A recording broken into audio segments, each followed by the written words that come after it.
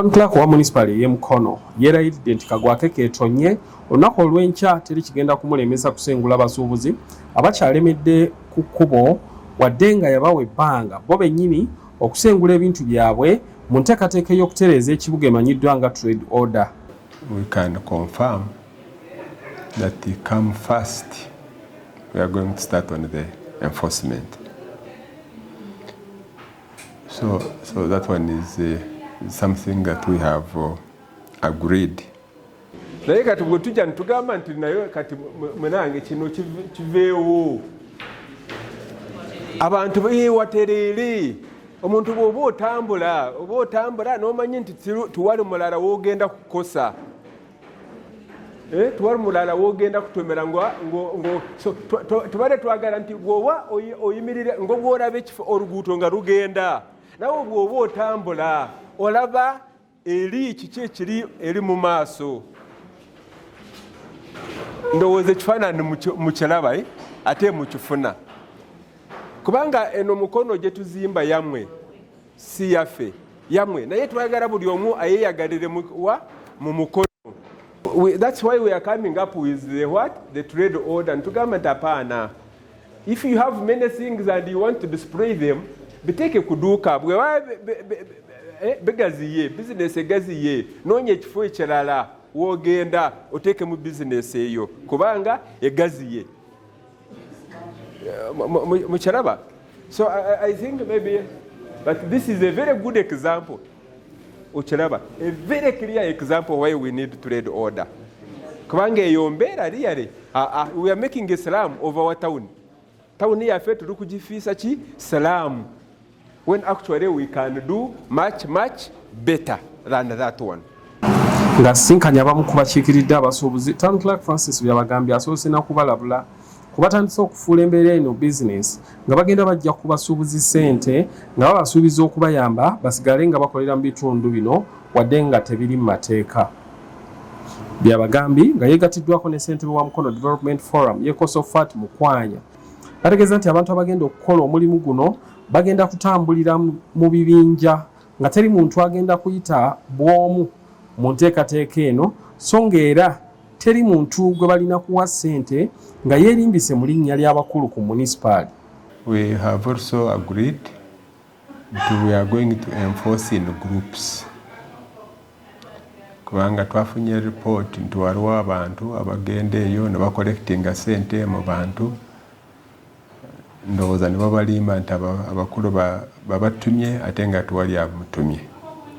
Oli ajja okugamba ebintu byonna byonna ebikwatagana ku ssenguka n'okwongezaayo akweyanjulire akuwe kaadi kwakolera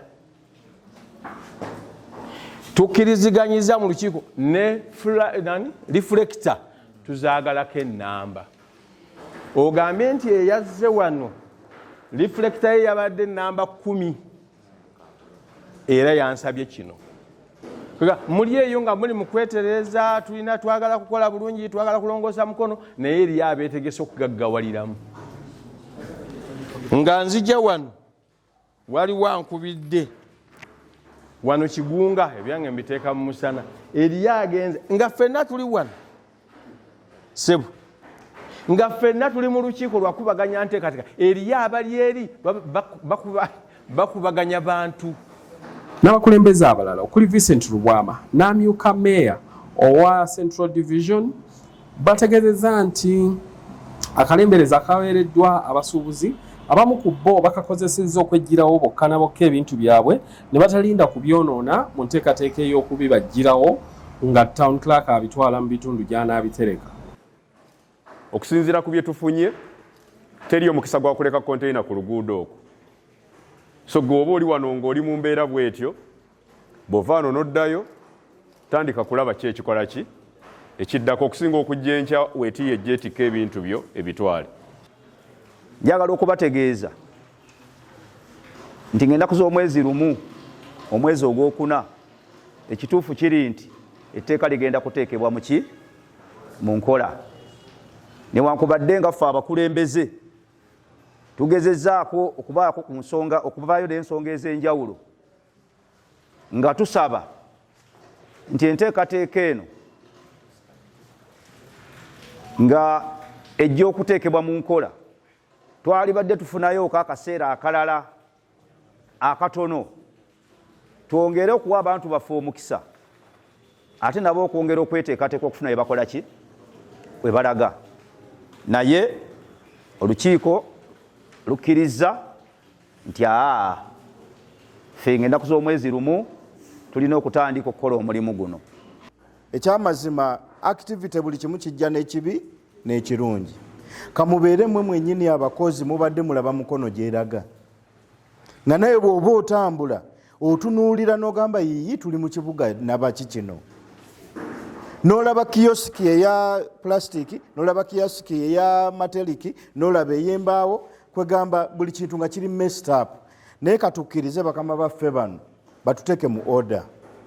Wabula ye ssentebe wa NRM district y'e Mukono Haji Haruna Ssemakula takanyiza na kyakumenya bizinesi z'abantu mu municipal yonna wabula n'agamba nti bo abakolera ku nguudo eziri mu kyenyi kya Mukono okuli olwa Kampala Jinja olw'e Kayunga olw'e Namugongo n'olugende Wanton abo bo bizinesi zaabwe zigibwewo nga enteekateeka bweri. Dewo bweraliikirivu obw'amaanyi ku operation ebadde ewulirwa ey'okusengula abasuubuzi n'okubajja ku nguudo okwetoolwa municipality yonna. Njala kubagumya nti ensonga eyo tugikutte bulungi era muleme kubeera nga muli beeraliikirivu wabula nga njala kubagamba nti olujja lusigala lujja tate tolusimba mu bitooke. Njala tukkiriziganye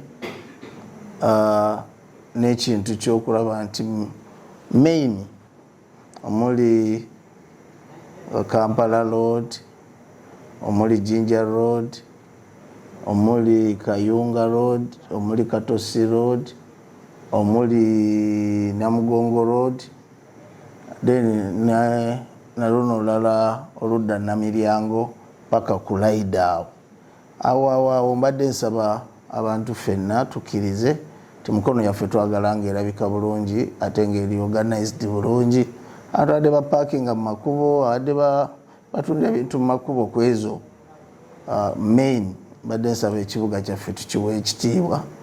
Wabula nkwogerako naye ssentebe wa NRM owa municipal y'e Mukono John Bosco Wamala asambaza ebya Ssemakula n'agamba nti abakulembeze tebasaanidde kuteeka byabufuzi mu nteekateeka eno. Ekisookera ddala abakulembeze bannange wenjawukana nabo nti balina bye batannaba kwetegereza oba oliawo kuba nze neetegereza etteeka lino nga lyayisibwa mu mutima mulungi kubanga tulina okukkiriza nti ebibuga birina okukula, tulina okumanya nti waliwo ekiseera kya politics. Obuzibu bwe tulina abantu baffe tebaawula biseera bya politics na biseera bya nkulaakulana oba bya kukolera abantu. Bulijjo bw'oba onooteekateeka abantu wajja kubaawo abakosebwa naye okola otya okulaba nti nno mukkiriziganya mutuuka ku nzikiriziganya. Nze nga ssemaani w'ekibuga kino natuta obuvunaanyizibwa nentula n'olukiiko olutesiteesi olw'ekibuga olw'abatekinikos olukulembera tawuni kiraaka ne tukkaanya ku ngeri gye balina okukwatamu abasuubuzi baffe. Sivaayo buvi n'enkuba tteeka lyayisibwa kubanga etteeka lyayita yagalagaana mu Uganda yonna likoze era municipality zonna okujjako lwakuba abamu tebatambula. Omanyi omuntu bw'abeera nga tatambulako omanyi bagamba atanayitayita ate nannyina okufumba batambuleko balabe Embaale kikoze, bw'ogenda Emityana kikoze, bw'ogenda Mubende kikoze, bw'ogenda Moroto kikoze. Bajjewo politics oyo mu nkulaakulana. Nze nzikiriza nti ebyobufuzi birabo bituuka ne bikkakkanamu abantu ne tubakolera. Abagenda okuyita mu Mukono mugenda kulaba nti Mukono kati yeeyagaza, Mukono anyirira, abantu bagenda kukolera mu bifo ebiteeketeeke. Nze politics bw'anaatuuka naye tujja mukola. Ne politics twamuze ebbali kati kolera abantu. Nze nga ssentebe w'ekibuga mbagamba ebigambo bino basebo ne bannyabo abasuubuzi b'omu kibuga mugenda kukolera mu kifo ekiteeketeeke si bya bufuzi. Oli ayagala okugamba nti naleese politics mu nkulaakulana oyo naye ensonga ze naye musaba yeetegereze etteeka. Tosobola kulemesa tteeka kugenda mu maaso. Tutamuddeko mu kibuga gye tusanze abamu ku basuubuzi nga batandise dde okujjula ebintu byabwe nga tebalinze mbeera kwonooneka. Kati tusazeewo tuveewo nga bukyali baleme okwonoona ebintu byaffe. Bw'obadde nabwo obuvunaanyizibwa nina abaana nina abazzukulu nina omulwadde ali awaka muyi ne bw'olaba neetegudde nga bukyali ŋŋende tuule ku mulwadde wange nnyinza okubeera eno omulwadde ne bajja ne bampita nti ate kantini bagimenya mbasobola mumulekawo kujja era bakitegeeza ebintu byange biba byonoonebwa. Nze Nakintu Rose mbeera Mukono Lweza. Bampita Jessica Mukasa nga mbeera mu Lubugumu. Naye nze ensonga eyange tetwandiganye tugoba ku kkubo, naye engoba gye batugobyemu mbi kubanga tumaze ebbanga ddene nnyo nga na luno oluguudo olukyali lwa ttaka era nga tubadde tubawa emisolo gyabwe egyetaagisa, naye okujja ne batufuutukira ffe kyekituluma, ne bajja ne batugamba ne batatuwa wadde omwezi omulamba ne batugamba nti muveewo. Ddala omuntu ng'abadde alina awantu waakolera tosobola kujja kumugamba nti jjawo bizinensi yo mu wiiki 2 aba agenda gitwalawa. Naye sobola butoogera amanya bampitako obusinje Saara. Ndi mukazi singo maama nkolera mu katale ka Kamevale market e Mukono. Nyine nyike ku mutima ba ex batadde ku mudaala gwange ate ne batatwa bbanga. Nkulembedde akatale ako emyaka 18 nga nkolera mu katale ate nga ndi mukulembeze kansala wabali kutunda engoye. Naye mu byonna baze ne bateeka ex ate ne batatugamba naku ezibatuwa ngu tusobole okukola ki okweteekateeka tufune ey'okulaga. Tukoledde mu bitaka, tukoledde mu nfuufu, tukoledde mu buli mbeera yonna, enkuba neekuba omushana ne gwaka. Naye essaawa eyitufunidde oluguudo nga tulwesunga, ab'oluguudo ne batutaataaganya ne tuguma. Naye essaawa y'oluguudo okulonkinga nga bamaze kulonkinga lumaze kubeera oluguudo batugobye. Ate bwe batugobye tibatwadde budde. Ekyo kinnuma. Nabananga bakyala abasingo maama akatale kasinga okukoleramu basingo mazaazi n'abanyamwandu. Naye tushaba gavumenti etuyambe kubanga gavumenti yetugoba. Gavumenti teri kirala ekiri kutugoba. Teri kirala ekiri kutugoba ye gavumenti. Kati nshaba gavumenti etuyambe etwongereyo obudde. Tulina nyiike ku mutima etwongere obudde tubuulirire. Buzibu bwe tulina wakutugoba mu katale. Akatale batugoba tuli bakazi banaku nga bwe mutulaba. Ffe bamaama ffe bataata tuli basingo maaza. Obulimu bwaffe nga bwe mubulaba bu bizinesi.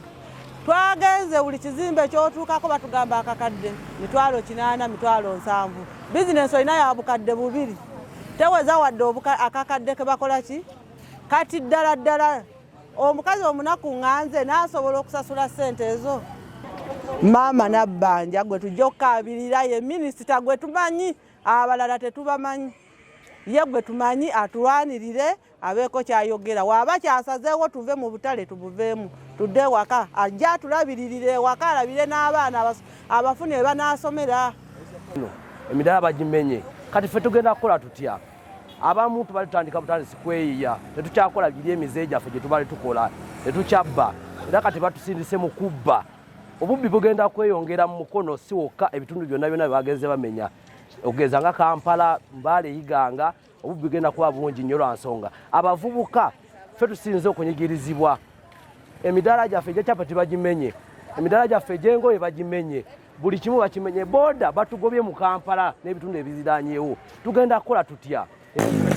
Tebalina yadde ekipande kye baatuwa yadde nti oba kyekino bafubutukeyo abantu nga 10 nga oba bagenda banyumira bunyumizi we basanganga nga bateekako obuteesi okitegeera. Osobola kera ku makya kontayina yeeyo erina ku pulaani. Eri ku pulaani yiiyo goŋŋambe nti ate ngikwate njijjewo njiteekewo yennene nga bwe yakulayo ti nga mpangisa.